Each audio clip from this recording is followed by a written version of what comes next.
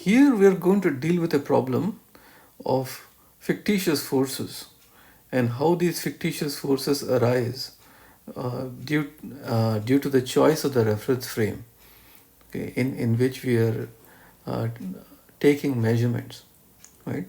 So, so here is an example of a car that's moving towards the left, right? It's moving towards the left, okay, uh, with an acceleration equal to a, right?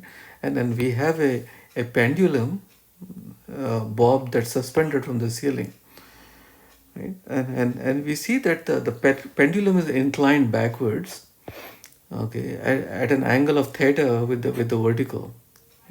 And then we want to understand, how to find that angle theta, right? So let's create two frames of reference. One is an inertial frame of reference that's anchored to the ground, and the other is an accelerating frame of reference that is fixed on the car. So if you look at the reference frame that's on the ground, that's the inertial frame of reference, right? So we see here that so that it, so if you draw a free body diagram like so, the tension points in this direction and the weight points downwards. The weight points downwards, right? So and effectively the vehicle is accelerating towards the right with a value equal to a, right? So what we see here is that t here provides the or we should say that the better t here causes acceleration of the ball, okay. And how does that happen? So what we do here is that we find the component of t along the direction of motion. So and the force in the direction of motion, okay, is t sine theta, right? And t sine theta should equal m times a, okay. So just to reiterate, it is a tension, okay, it is a tension in the string that causes this ball to move along with the car, okay. And to find the relationship between the tension and the acceleration, we find the horizontal component of t, that is t sine theta, and that should be equal to the force on the ball, that is ma. Now the other thing is that if you we need to do a vertical force balance,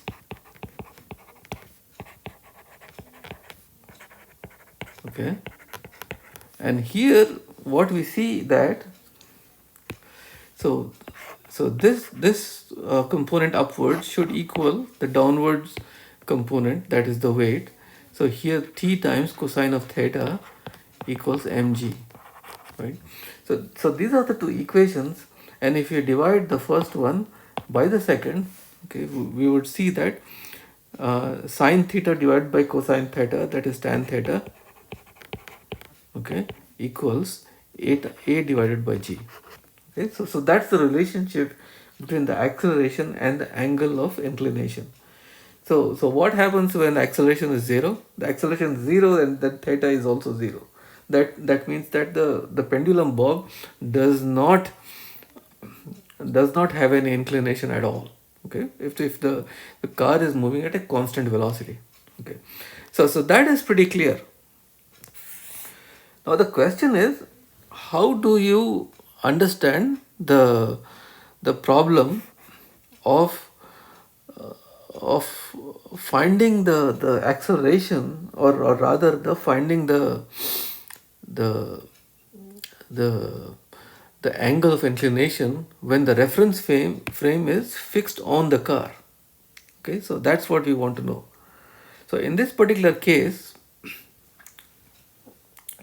so think of yourself sitting on this pendulum bob, So so you would feel that you're being dragged backwards, right?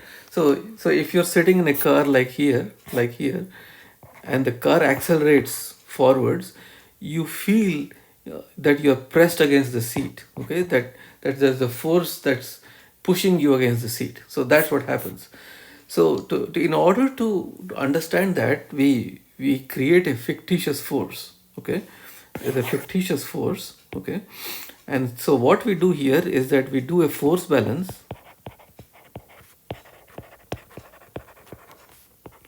in the direction of motion.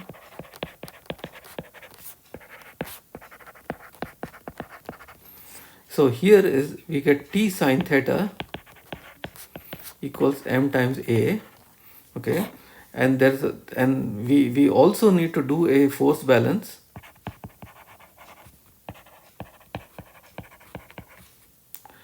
in the vertical direction.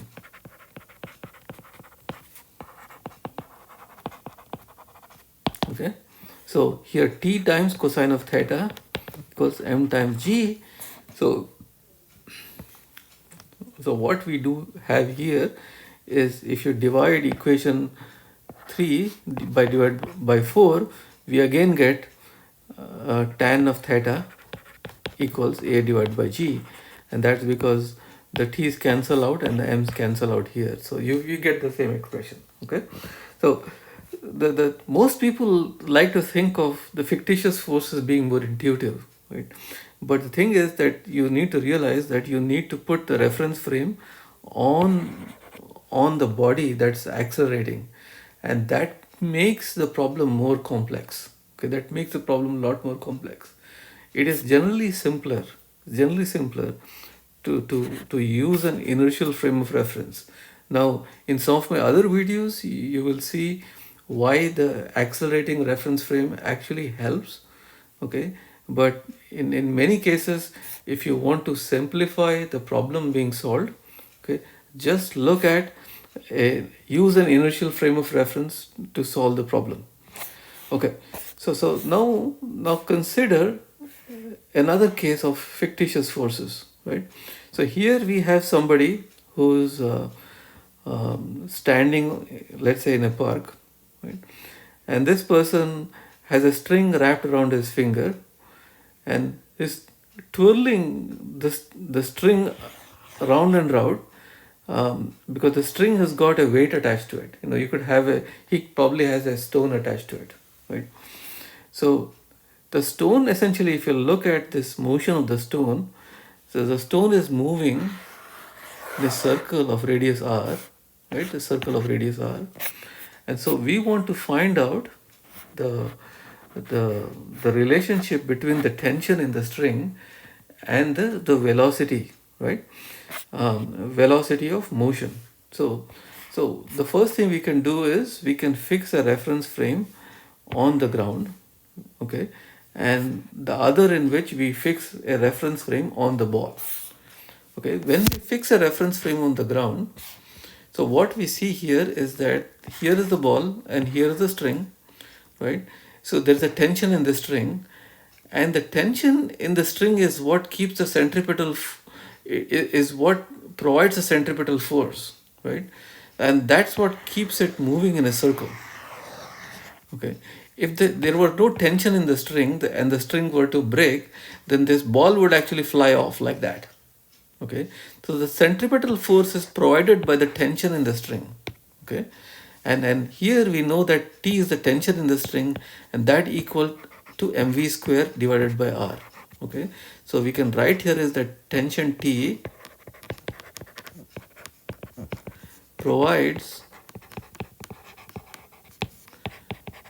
the centripetal force.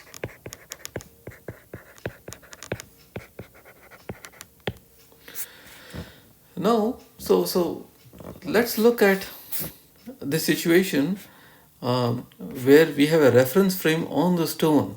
Okay, there's an accelerating frame of reference right here, right?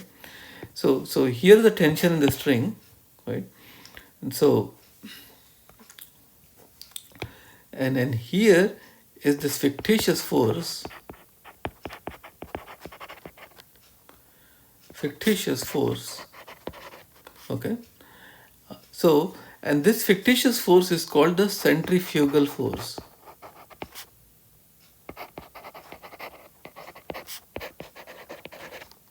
So a person sitting on this ball would uh, find himself or herself, okay, being flung away from the center. Okay, so that is that's the feeling a person would have. Okay, so let's say if you're riding a carousel, right? If you go round and round a carousel, you feel that you're going to be flung away from the center. Okay, and what's holding you back is the tension. Okay, is the floor of the carousel, or in this case is the tension in the string. Okay, so that's very important. So to reiterate, so a person sitting here would would feel that that person is going to be flung away from the center. Okay, so that's how the person feels. So that's because there is a fictitious force, okay, called the centripetal force, and then or the centrifugal force. I'm sorry. So what we do here in order to find the the the relationship between velocity and tension, so we set T equal to the centrifugal force.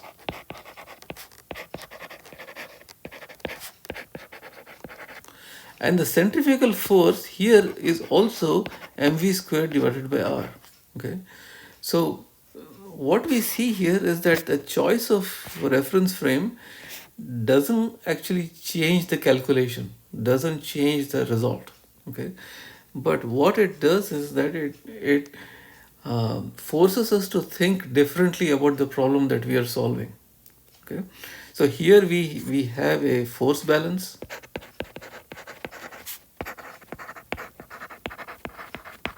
Okay, and then here all we say is that the tension provides the centripetal force. Okay, here we think of a force balance happening. Okay, so there are two very different concepts, okay, that we apply, and so that depending on the choice of reference frame. Okay, and the same was true in this particular case.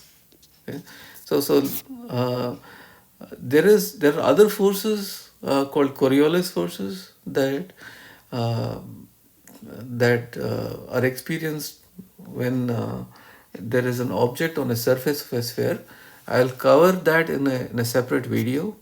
But for now, I hope these concepts help you to better understand, how to compute forces or tension, etc., and how to use the correct frame of reference, and what kind of equations to use in each of these cases. Okay, if you like this video, please click on the like button, and please subscribe to this channel so that you can get further updates. Thank you.